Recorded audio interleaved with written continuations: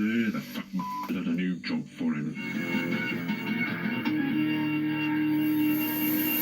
The flying kipper route ran through the night, delivering fish from the docks to the mainland, across the highest altitude line in the country. That old line was treacherous at best, but when Henry was put on there, in the middle of winter, it was a death trap. In 1970, fish had started being delivered by road to the mainland. It was safer and more cost-effective, and the line was declared redundant. Dangerous and unnecessary, it came as a shock to the islanders when it was reopened. That fat shite always hated Henry. He didn't like his cheerful manner, and he clearly had other lifestyle choices when he was a human. Wanted Henry away from the other engines, and Kipper Run was a death sentence. On the night of February the 8th, 1983, Henry had only been on the Kipper Run for a week.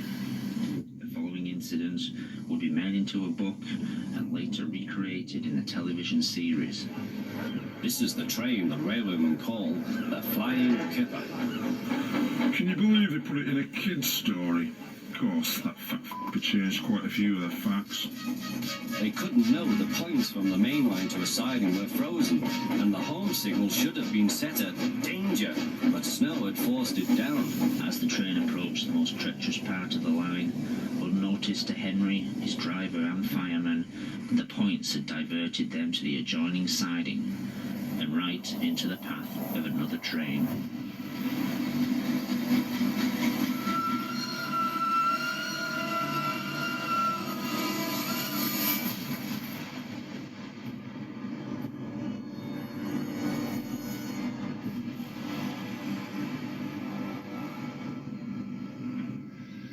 Henry's driver and fireman had jumped clear before the crash. In fact, Alan Barry died from their injuries. Slowly, in snow, the poor bats. By midday, the recovery operation was underway, and Sir Topham Hatt had arrived. Cheer up, Henry, it wasn't your fault. Ice and snow caused the accident. These images from a train spotter's camera were taken the evening before and were successfully covered up by the Sodor Railway Board for 10 years. There's a railway spike in points, blocking them. Of course, that had disappeared by the time we got there. I'm sending you to Crewe, a fine place for sick engines. Crew. We all knew what that meant. They'll give you a new shape and a larger firebox. Crewe was, at the time, one of only 2 scrap metal yards in the UK capable of handling and recycling organic material as well as engine parts. You'll feel a different engine and won't need special coal anymore.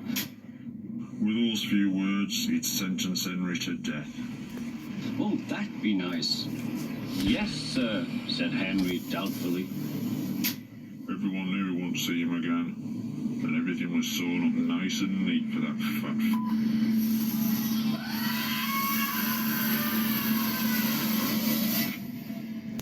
As news got out about Henry's accident, it didn't take long for Thomas to realise Henry had been disposed of.